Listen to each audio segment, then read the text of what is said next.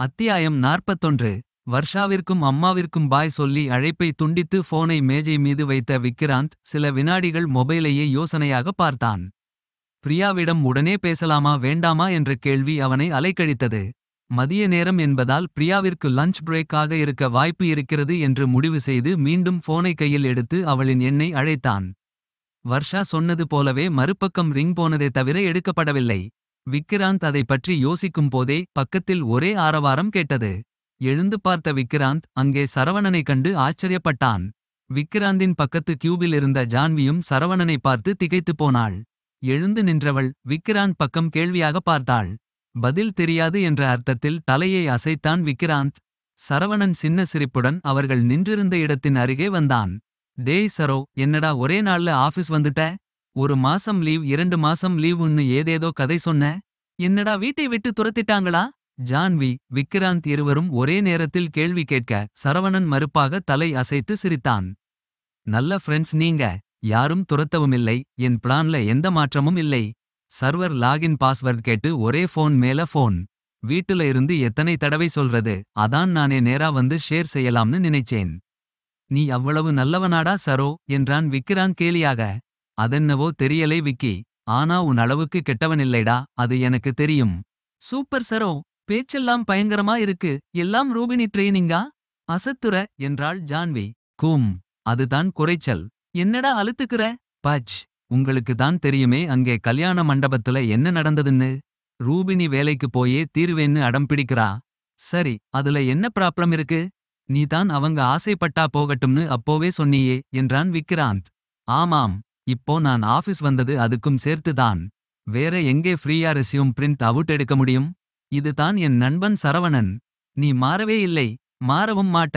நன்றி நண்பா. நான் போய் வந்த வேலையை பாக்குறேன். சீக்கிரம் வரேன்னு ரூபிக்கிட்ட சொல்லிட்டு வந்தேன். சரவணன் சென்றதும் ஜான்வியும் விக்கிராந்தும் ஒரு புன்னகையை பகிர்ந்து கொண்டு தங்கள் இருக்கைக்கு திரும்பினார்கள். விக்கிராந்தின் மனம் மீண்டும் தன் மனம் கவர்ந்தவளைப் பற்றி சிந்திக்கத் தொடங்கியது. நேரம் காலம் பார்க்காமல் வேலை செய்யும் சரவணன் மாறிப் போயிருப்பது போலவே அவனும் பிரியாவிற்காக மாறிப்போவானோ? பிரியாவின் பெயரை சுருக்கி செல்லமாக என்ன என்று அழைப்பது? ப்ரீ, பச், அது எல்லோரும் சொல்வது. முக்கியமான ஆராய்ச்சியில் இருந்தவனின் பார்வையில் செல்போன் பட்டது. மீண்டும் அதில் பிரியாவை அழைத்தான். அப்போதும் அவள் அவனின் அழைப்பை ஏற்கவில்லை. அப்போது மட்டும் இல்லாமல் தொடர்ந்து இடைவெளி விட்டு 1 மணி நேரத்திற்கு ஒரு முறை என அவன் அழைத்த போதும் அவள் அழைப்பை ஏற்கவே இல்லை. பிரியாவை நேரில் சந்தித்து பேச வேண்டும் என சிறிதாக விக்கிராந்தினுள் மலர்ந்திருந்த ஆசை நேரம் செல்ல செல்ல சுனாமியாக மாறி அவனை ஆட்டிப்படைத்தது. பெரியவர்கள் தொடங்கி வைத்திருக்கும் திருமண பேச்சை மட்டும் சொல்லிக் கொண்டு பிரியாவை சந்திக்க முடியாது. அதில் அவளுக்கு விருப்பம் இருப்பதாக தெரியவில்லை. வேறு ஏதாவது காரணம் வேண்டும். விக்கி, அந்த ஆன்சைட் ரோலுக்கு 5 ரெஸ்யூமே ஷேர் செய்திருந்தேனே, பார்த்தியா? இன்னைக்கு யாராவது ஒருத்தரை ஷார்ட் லிஸ்ட் செய்தே ஆகணும். ரொம்ப கிரிட்டிக்கல். பக்கத்துக்கு கியூபிலிருந்து எட்டி பார்த்து ஜான்வி பேசியதில் விக்கிராந்திற்கு புதிய ஐடியா ஒன்று தோன்றியது.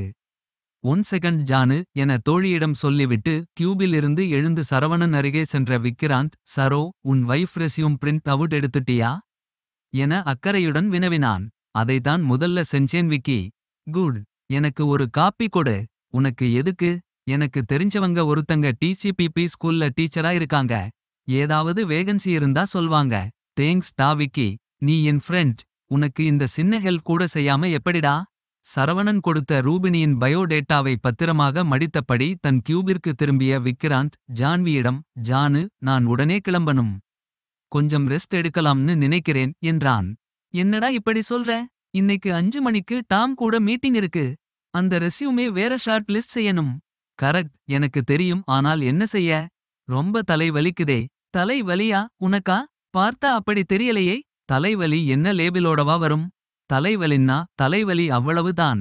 என்னடா விஷயம்? அந்த ஆர்த்தியை பார்த்து அப்படி ஷாக் ஆகி இருந்தப்ப கூட வேலைதான் முக்கியம்னு எப்போவும் இருப்ப, இப்போ என்ன? விக்கிராந்த் உடனடியாக பதில் சொல்லாமல் ஜான்வியின் கேள்வியை மனதினுள் அசை போட்டான். பின், யூ ஆர் கரெக்ட் ஜானு.